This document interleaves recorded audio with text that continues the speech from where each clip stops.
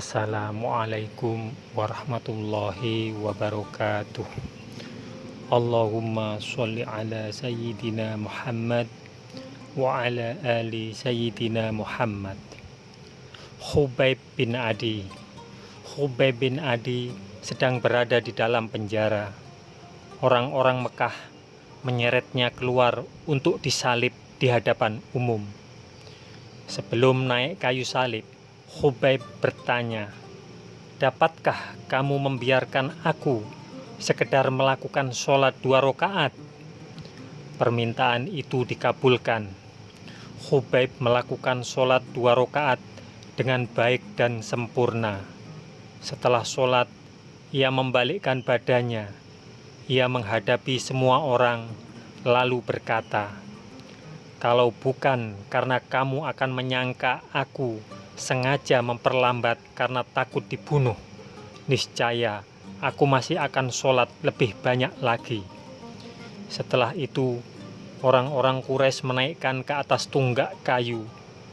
Dengan mata sayu, Khubayb memandangi orang-orang yang menontonnya sambil berseru, "Ya Allah, hitungkan jumlah mereka itu. Binasakan mereka dalam keadaan tercerai-berai. Jangan biarkan hidup seorang pun." Mendengar suara yang keras itu, para penonton gemetar. Sebagian dari mereka bahkan merebahkan diri, seolah-olah takut terkena kutukan. Sesudah itu, Khubayb dibunuh. Seperti halnya Zaid, Khubayb pun gugur sebagai syahid yang memegang teguh amanah Allah Subhanahu wa Ta'ala. 2 roh suci ini melayang memasuki surga yang dijanjikan. Seandainya mau, terus saja mereka dapat menyelamatkan diri mereka. Keduanya tinggal berkata bahwa mereka akan kembali ke agama nenek moyang, dan orang-orang Quraisy bersenang hati menerima para prajurit gagah mereka. Namun, keyakinan keduanya kepada Allah Subhanahu wa Ta'ala dan hari kemudian sudah sedemikian tinggi.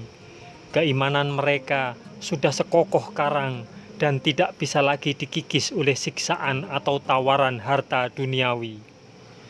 Mereka melihat maut bukan sebagai akhir segalanya, namun justru sebagai cita-cita hidup di dunia ini.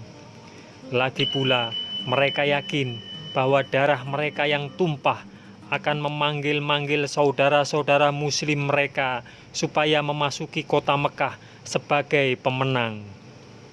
Saudara-saudara muslim mereka akan menghancurkan pertahanan dan perbuatan syirik. Kesucian sebagai rumah Allah akan dipulihkan. Tidak ada lagi nama berhala yang disebut kecuali nama-nama Allah yang Maha Suci. Rasulullah berduka. Rasa duka menyelimuti Madinah.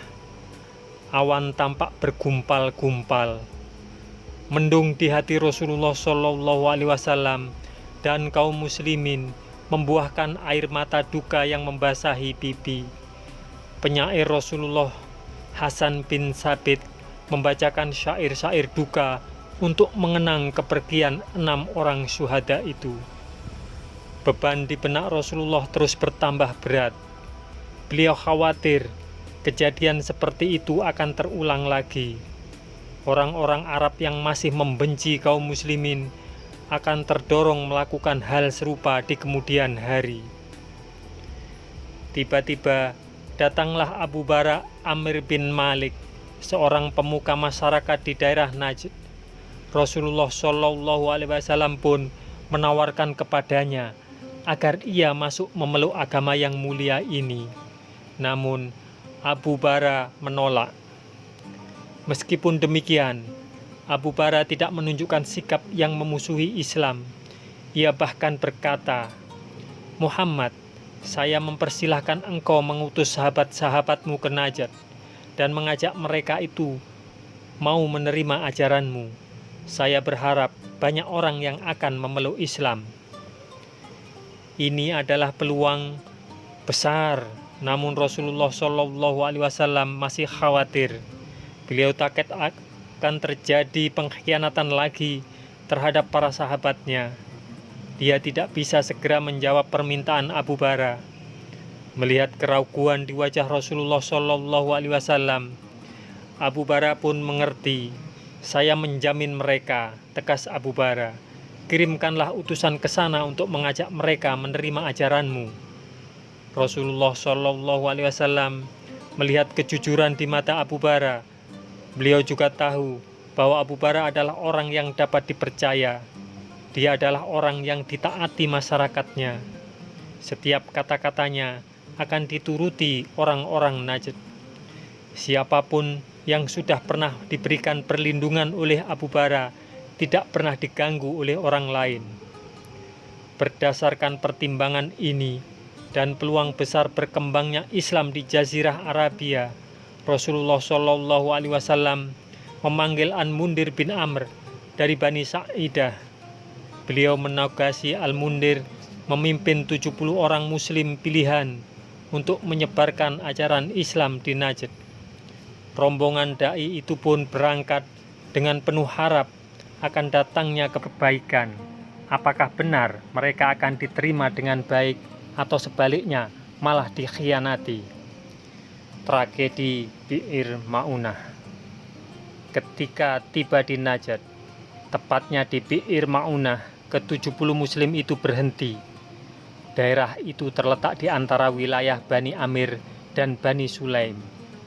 Al-Mundhir mengutus Haram bin Milhan menemui Amir bin At-Tufail, pemimpin Bani Sulaim. Haram ditugasi menyampaikan surat Rasulullah Shallallahu Alaihi Wasallam kepada pemimpin-pemimpin Najd. Namun Amir bin At-Tufail sama sekali tidak membaca surat Rasulullah Shallallahu Alaihi Wasallam itu. Ia bahkan memerintahkan agar Haram bin Milhan dibunuh. Setelah itu, Amir meminta bantuan Bani Amir untuk membunuh kaum muslimin yang lain. Bani Amir menolak karena mereka adalah suku Abu Bara. Mereka tidak ingin melanggar perlindungan yang diberikan pemimpin mereka sendiri. Amir bin At-Tufail cepat berpaling ke suku-suku Najd yang lain. Beberapa suku menyatakan dukungan atas pengkhianatan Amir. Dengan cepat, mereka berkumpul dan berangkat mengepung sahabat-sahabat Rasulullah Shallallahu Alaihi Wasallam di Bi'ir Ma'unah. Mulai curiga karena Haram bin Milhan tidak kunjung kembali, kaum muslimin di Bi'ir Ma'unah mulai meningkatkan kewaspadaan. Namun, segala tindakan untuk menarik diri dari tempat itu sudah terlambat. Karena dari segala penjuru, para prajurit Najd muncul mengepung. Segera saja kaum muslimin mencabut pedang dan siap bertarung. Pertempuran tidak seimbang segera pecah. Para dai itu bertempur mati-matian tanpa sedikit pun niat untuk menyerah.